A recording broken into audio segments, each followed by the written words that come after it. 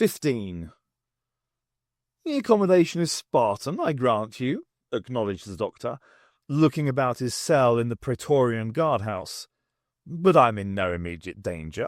I have adequate, if plain, food, a surprisingly good flask of wine, a basically sound bed, though straw mattresses were never my favourite, even more basic but functional sanitation.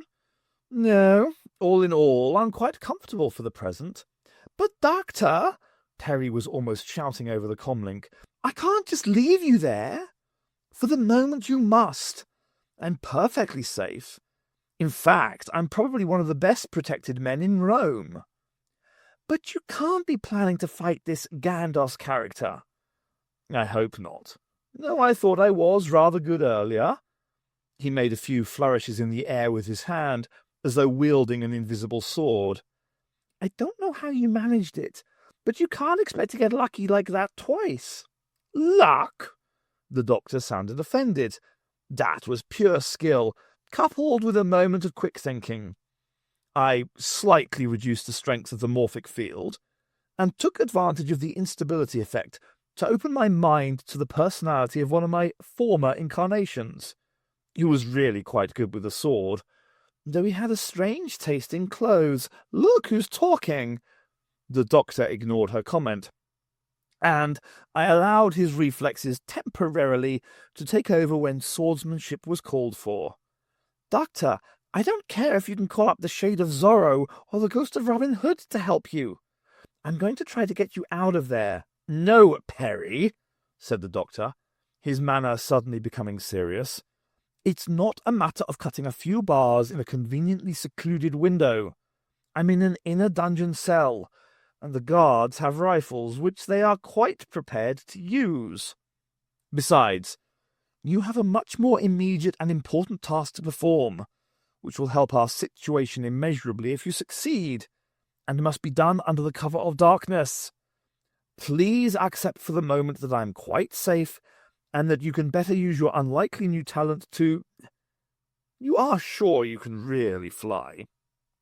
I told you, Doctor, I'm a natural. You're talking to somebody who really has their wings. Well, please be careful. Now, are you prepared to act sensibly and not attempt any pointless heroics?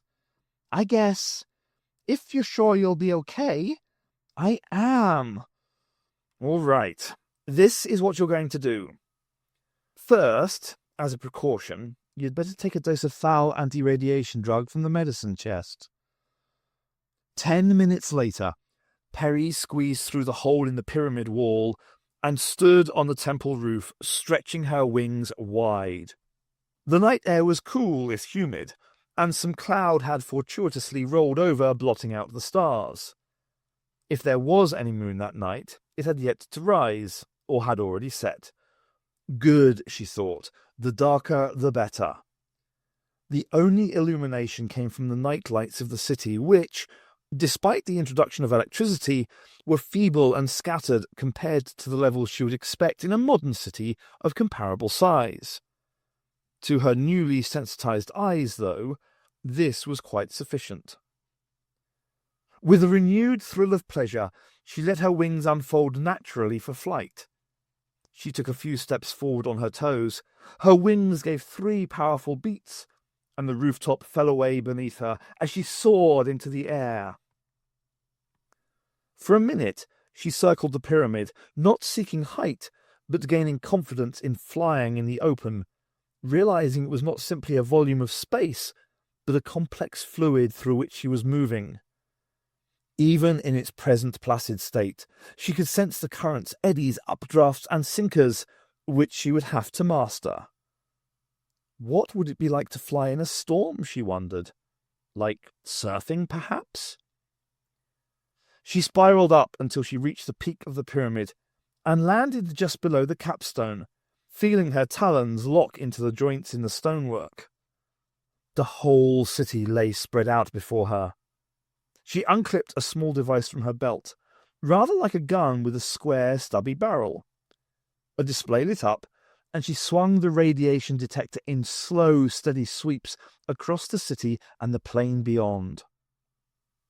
Where an atomic processing plant might have been built was problematic, depending on the level of secrecy required and how concerned or aware they were of the dangers of contamination. Unfortunately, thanks to the technical information the Oracle had given them, it didn't need to be a large building, or perhaps an indicator on the display registered. Perry noted the range and intensity. Somewhere out in the hills, it seemed. Well, that made sense, but it looked as though she was in for a long flight. Now she would learn how fast. The display flashed again. There was a second source close by within the city walls. It was compact, partially shielded, and steady. She adjusted the sensitivity until she had focused in on a building no more than half a mile from her. It looked like another pseudo-Egyptian temple. Almost without thought, Perry launched herself into the air towards the building, dropping away from the pyramid tomb in a long, effortless, swooping glide. She soared out across the city, delighting in the sheer freedom to move as she pleased. Down below she saw carts and wagons toiling along narrow streets. Oh yes, she recalled, Julius Caesar had had to ban them from the city during the daytime because of congestion. So they came at night, and their clatter kept people awake. Obviously, the problem still persisted, but it didn't bother her. As she flew lower, an unglamorous reality of ancient life intruded by way of her nostrils. The city stank. Privies, animal dung, refuse littering the streets, and simply the smell of largely unwashed people en masse. Hadn't Shakespeare said something disparaging about the fickle rabble in Julius Caesar? They threw up their sweaty nightcaps and had stinking breath. Well, he had that right, she decided. Perry touched down lightly on the roof of the temple, just behind the towering block of the entrance arch. It seemed to be laid out like the Oracle Temple, with a series of courts and halls running down a central axis to the sanctuary itself. She took another reading with the detector, and started off across the flat stone slabs, jumping lightly down, wings spread, over the steps between the different levels. The detector showed she was almost on top of the source, and she saw light filtering through pierced vertical slabs of stone that filled the gap between two roof levels. A clerestory, she thought it was called, providing light and ventilation for large chambers or inner rooms. She squatted down and peered through the slotted stonework. She was looking down onto a spacious chamber. On a raised dais at one end was a statue of the bull god Serapis. In the middle of the chamber, set within a ring of torches, was a massive stone sarcophagus, intricately carved along its sides, and with its heavy lid removed and resting against a far wall. Inside the sarcophagus was a golden mummy-formed coffin in female form, adorned in the Egyptian manner. And inside that, Perry knew, would be nesting a smaller coffin, with a still smaller inside that, and inside that in turn. Finally, there would be the embalmed body itself. Then she looked at the radiation detector display again. Somewhere inside all of that was also an atomic bomb. Then she knew whose coffin she was looking at, or rather who was supposed to be inside it. The implications of what was being planned suddenly fell into place in her mind, and for a moment she was stunned by the sheer cold-blooded heartlessness of it all. The doctor had been right. Back there on the sandbanks of the Nile Delta, any form of behaviour, however ruthless, was acceptable. Now she knew that was the literal truth, but at least she could do something about it. The molecular cutter also hung on her belt, and now she used it to remove a section of the pierced stonework and lifted it to one side.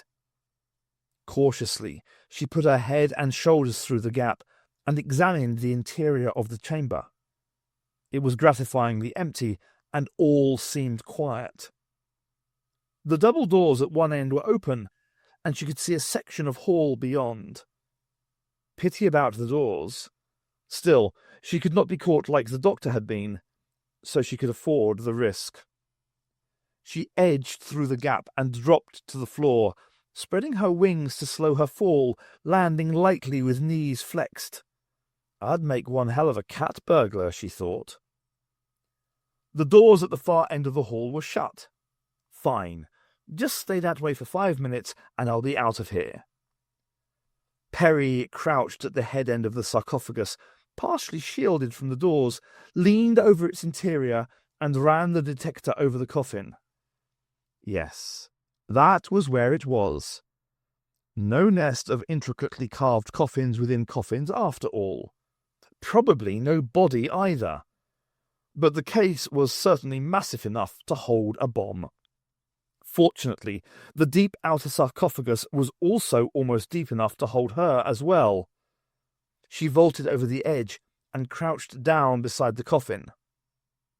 Adjusting the cutter to a shallow setting, she scribed a hair-thin circular cut in the middle of the case, then worked a fine talon tip into the crack and lifted the slightly taper-cut plug of inlaid and gilded wood out of the way.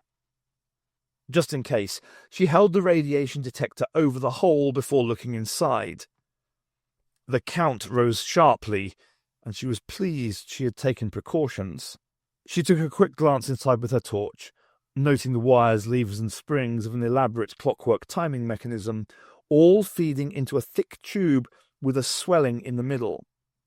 That would hold the uranium core itself, divided into subcritical masses, with the conventional explosive triggers either side, ready to blast the two halves of the core together to initiate a chain reaction. As the doctor had said, it was very simple. Perry unfastened the last item she was carrying from her belt and quickly slipped it into the cavity as close to the core as she could manage. It was one of the spare transductor cells, specially adjusted according to the doctor's instructions. Hopefully, it was already draining energy from the unstable uranium atoms and transmitting it back to the TARDIS. She laid the plug of wood back into place, adjusted the cutter setting, and ran the nozzle around the joint in a straight line. Perfect. No one would ever know it had been. There was a click of latches from the far end of the hall, and the doors started to swing open. With a snap of wings, Perry launched herself into the air, and in a moment she was scrambling through the opening in the clear-story panel and out onto the roof. She crouched in the shadows for a minute, trying to still the thump of her heart. That had been too close for comfort. Cautiously, she peered back into the chamber. A lean man in a dark cloak with the hood thrown back was standing silently beside the sarcophagus. His head was bowed, but it seemed familiar. She could faintly hear soft words, as though he was speaking to... Oh. Perry remembered the 3 busts on the street corner and realized who the man was. She felt acutely embarrassed, realizing she was spying on a very personal moment.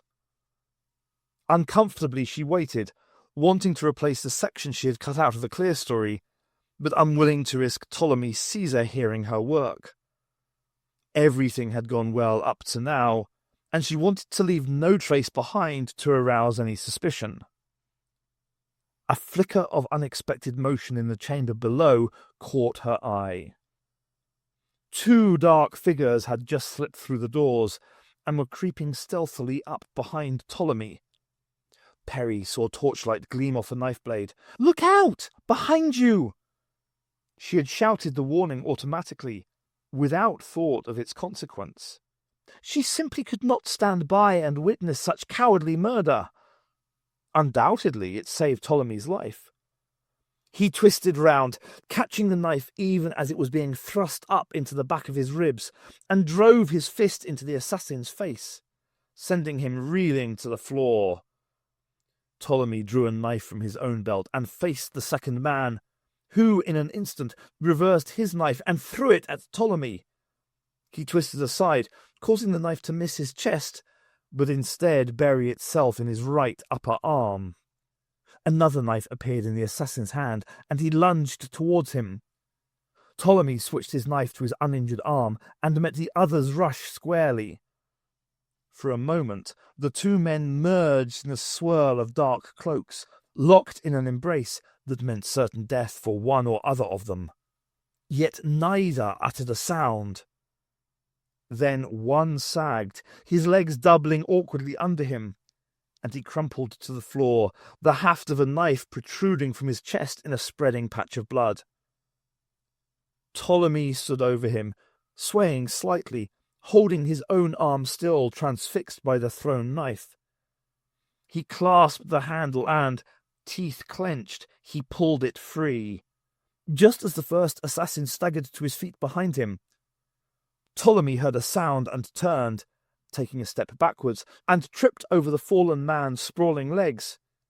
His injured arm failed to brace him, and his head struck the floor with a crack.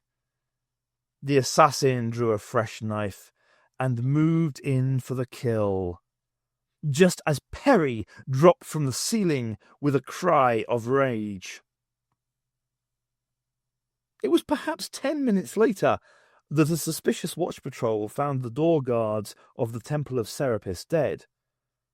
When the search reached the chamber containing Cleopatra's sarcophagus, they found one dead assassin and one live one. The later was cowering in a corner, twitching, too shocked to speak coherently. From the marks on his face and clothes, it looked as though he had been badly clawed by some unidentifiable animal. Of Ptolemy Caesar, there was no sign. In the whole, the drink had finally had its desired effect, taking the gang beyond fear and despair and onto that blissful state of unreality where anything seemed possible. Even Strabo was beaming foolishly. He was now, reasonably, sure he wasn't going to die from the evil eye, though the next morning's hangover might make him wish he had. Cassiodorus was banging the table with his mug. "So, we know what we're going to do, right?" "Right," they chorused. "And we're not going to let anything stop us this time, are we, lads?" "No." "Then let's go." They staggered out into the night.